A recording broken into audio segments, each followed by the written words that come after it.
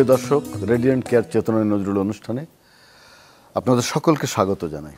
আমরা আমাদের জাতীয় কবি কাজী নজরুল ইসলামের সৃষ্টি নিয়ে সবসময় নানা ধরনের কথা বলি এবং আমরা জানি যে কাজী নজরুল ইসলাম যখন প্রতিষ্ঠার মধ্য গগনে কিংবা তিনি যখন শুরু করলেন লেখা, তখনই কেউ কেউ তাকে স্বীকার করে নিলেন যেন অনেক বড় কবি, বাংলা ভাষার নতুন কণ্ঠস্বর।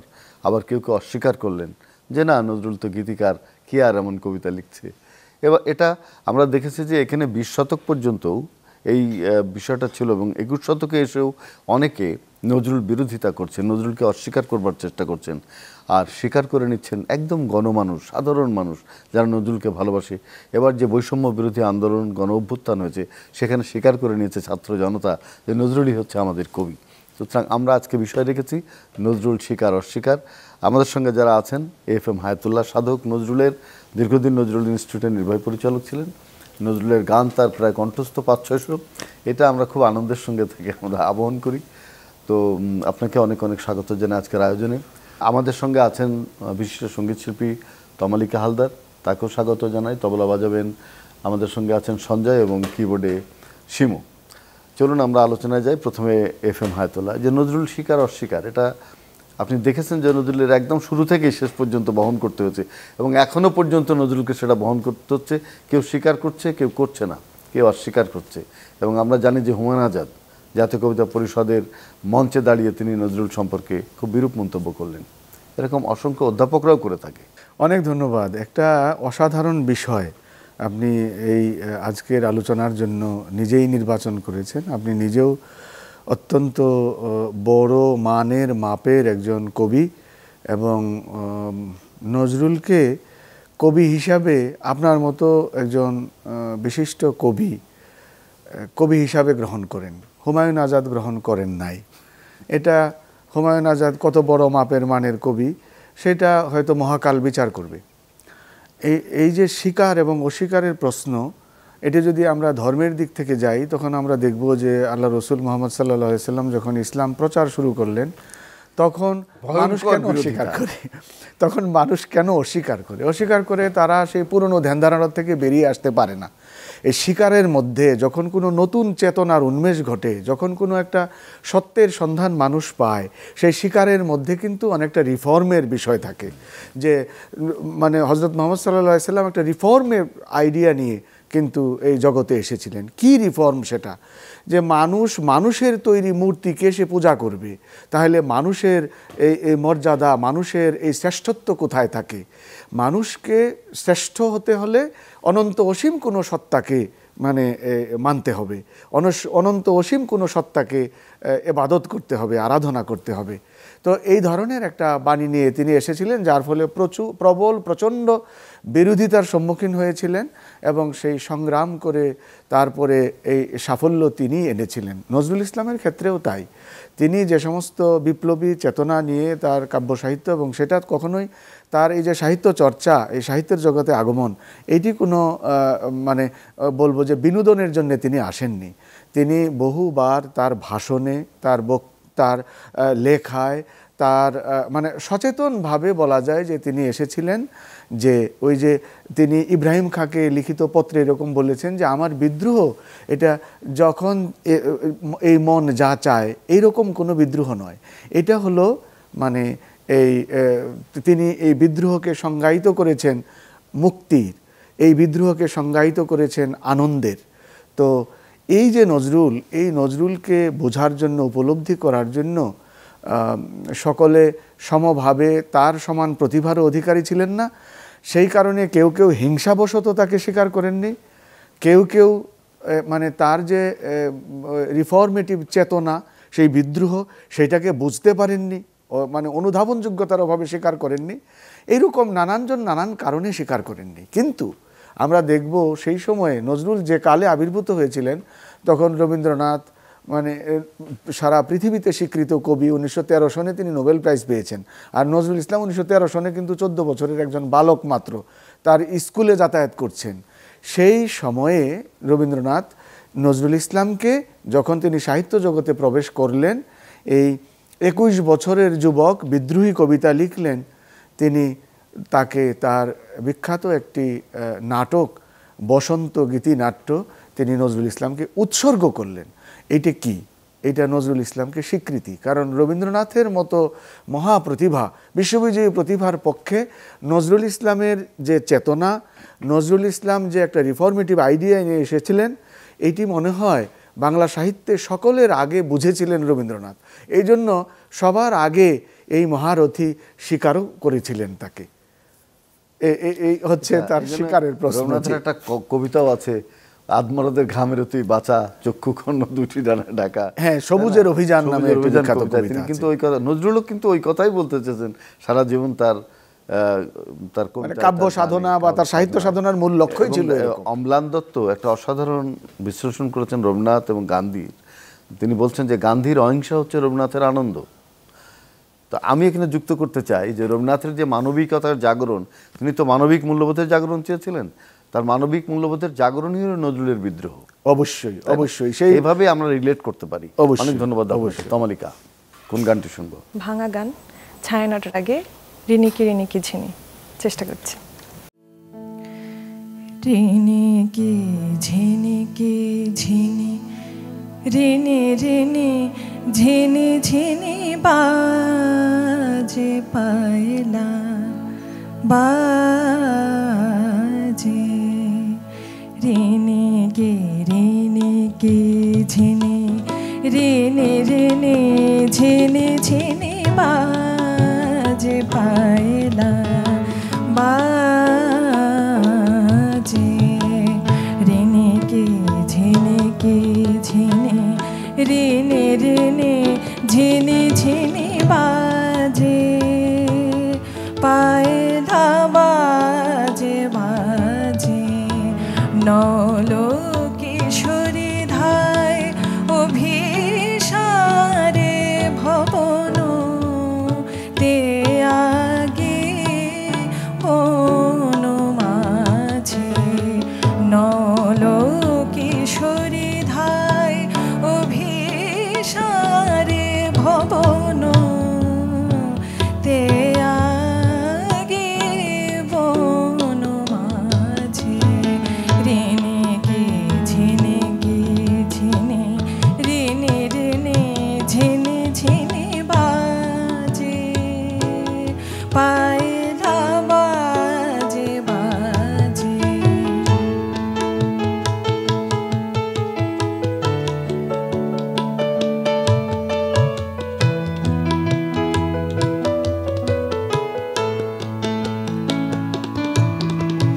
বারণ করে তাই লতিকা ধরে পায়, বারণ করে তাই লতিকা ধরে পায়, ভাব বিলাসিনী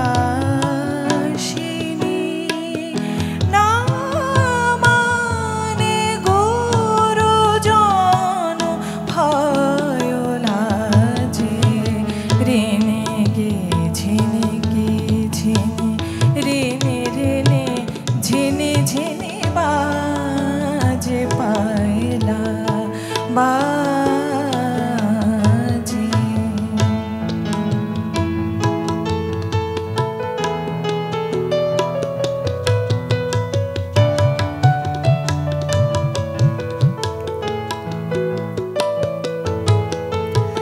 আবেশ বিহ্বল এলোমেলো কুন্তল ছায়ানটিনি চলে, মধুকর গুঞ্জে মাধবী কুঞ্জে, কুসুম দীপালি জলে, কুসুম দীপালি জলে, কুসুম দীপালি জলে, সেরূপ হেরি হায় মুরলি থামিয়া যায়, সেরূপ হেরি হায়, সেরূপ হেরি হায় মুরলি থামিয়া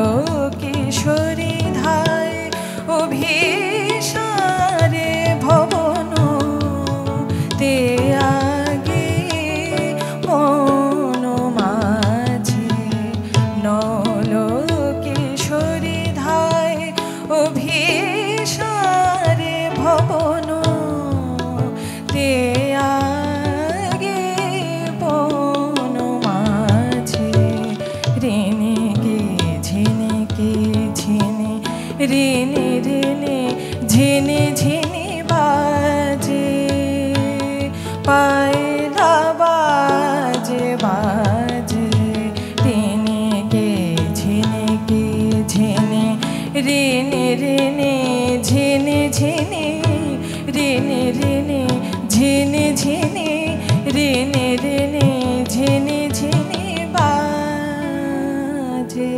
পায়লা। অসাধারণ অসাধারণ গাইলেন আপনি তমালিকা, খুব ভালো লাগলো। যাচ্ছে আলোচনায় FM হায়াতুল্লাহ। আপনি জানেন যে নজরুল স্বীকার অস্বীকার, আমার মনে হয় যে যেটা আমি গভীরভাবে লক্ষ্য করবার চেষ্টা করেছি যে কারা অস্বীকার করে, বিত্তবান কিছু মানুষ, কিছু ঢাকা বিশ্ববিদ্যালয় সহ অন্য অন্য বিশ্ববিদ্যালয়ের বাংলা বিভাগের যারা নিজেদেরকে খুব অভিজাত শিক্ষক মনে করেন অনেক কিছু জানি, এরকম জ্ঞান পাপী কিছু লোক, এবং যারা নজরুলকে কোনোদিনই পাঠ করেনি, না পাঠ করে নজরুলকে অস্বীকার করে।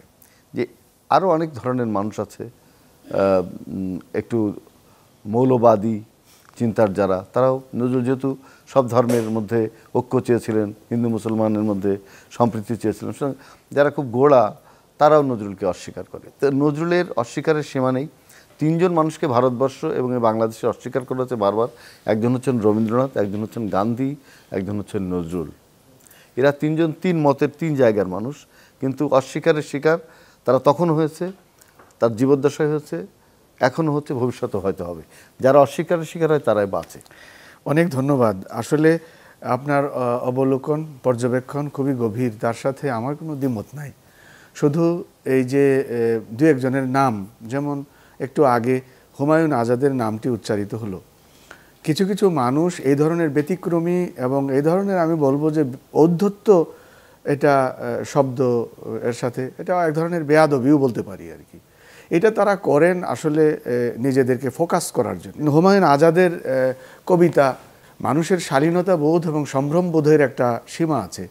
তার কিছু কিছু কথা সাহিত্য D.H. লরেন্স যে লেডি চ্যাটার্লিজ লাভার লিখেছেন, সেইটার মধ্যে বেশ কিছু অ্যাডাল্ট কথাবার্তা আছে, কিন্তু সেইগুলো এত শালীন এবং পরিশীলিত, সেটা নিয়েও বিতর্ক হয়েছে। কিন্তু তিনি কি সেই মাপের মানুষ?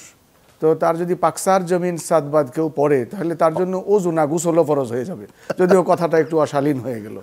তো এই ধরনের মানুষ, তিনি একটা আধুনিক কবিতার সংকলন করেছেন, তাতে নজরুল ইসলামের কোনো কবিতাকে স্থান দেন নাই। তার মানে নজরুল আধুনিক নন তার দৃষ্টিতে। তো এরকম মানে যারা যারা তাকে অস্বীকার করেন তাদের একটা ক্যাটেগরি বলেছেন। কিছু কিছু ক্ষেত্রে ধর্মীয় কারণেও হয় যে নজরুল ছিলেন একজন মানে বাঙালিদের মধ্যে উদার এবং সবচাইতে অসাম্প্রদায়িক একজন আইকন। কিভাবে? যে তিনি দেখা গেছে যে তার স্ত্রীকে ধর্মান্তর পর্যন্ত করেন নাই। আমরা দেখব যে তিনি মুসলমান হিসাবে তিনি একজন সনাতন ধর্ম নয়, ব্রাহ্ম ধর্মের অনুসারী একজন নারীকে বিবাহ করেছেন এবং সারা জীবন তাকে ধর্মান্তর না করিয়েই তার সাথে ঘর করেছেন।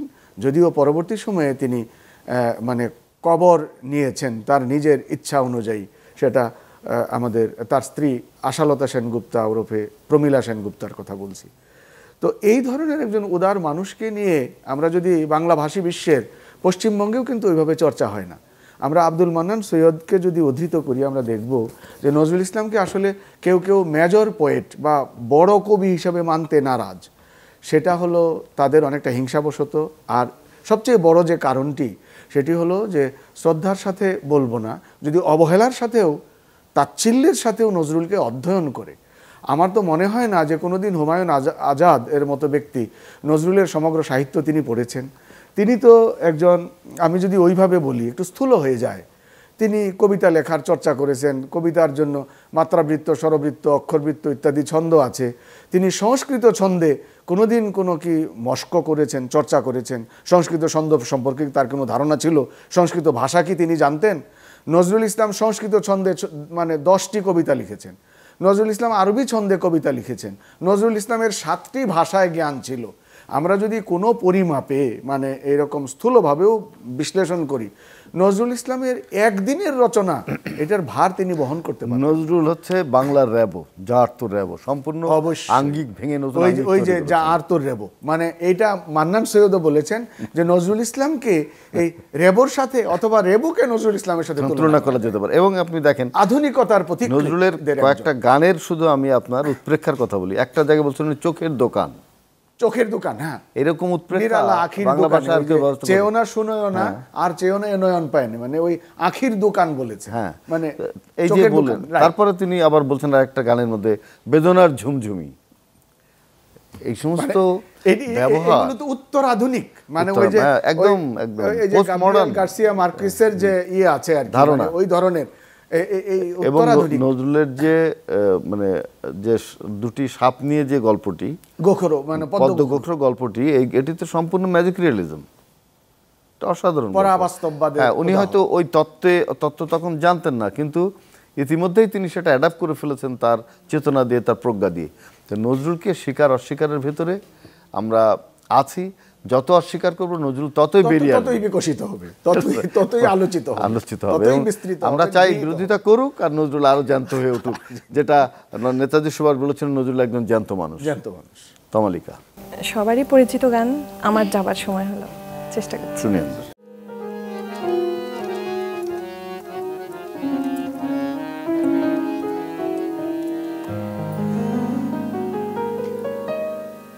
আমার যাবার সময় হলো, দাও বিদায়।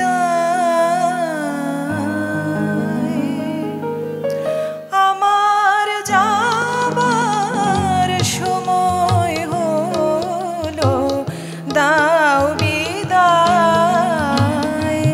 মোছো আখি, দুয়ার খোলো, দাও বিদায়। আমার যাবার সময় হলো, দাও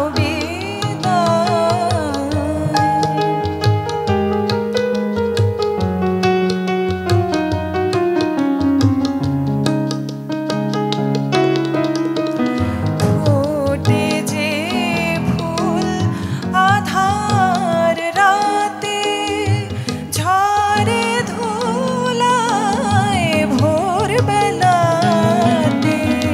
ফোটে যে ফুল আধার রাতে, ঝরে ধুলায় ভোর বেলাতে। আমায় তারা ডাকে সাথে, আয় রে আয়। সজল করুণ নয়ন তোলো, দাও বিদায়। আমার যাবার সময় হলো, দাও বিদায়।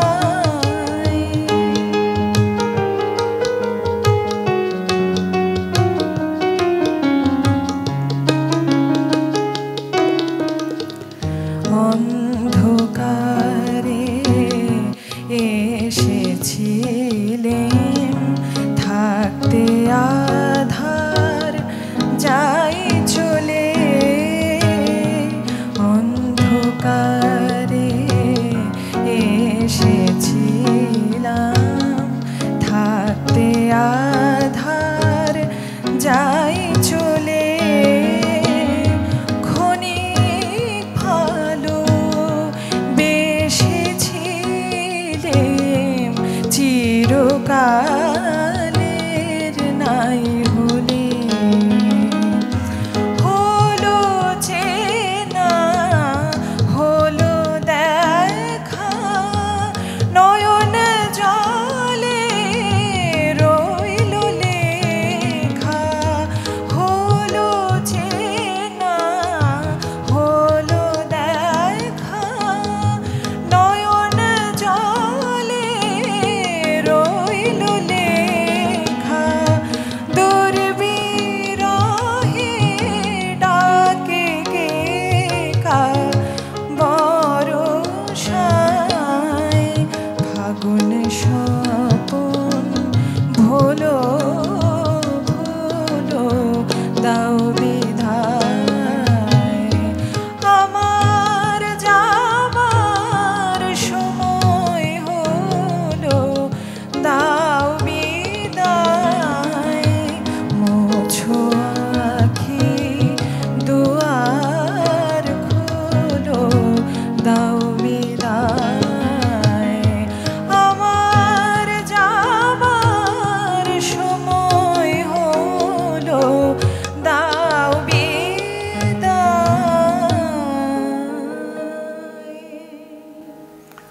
অসাধারণ, খুব ভালো লাগলো তমালিকা গানটি, অনেক ধন্যবাদ।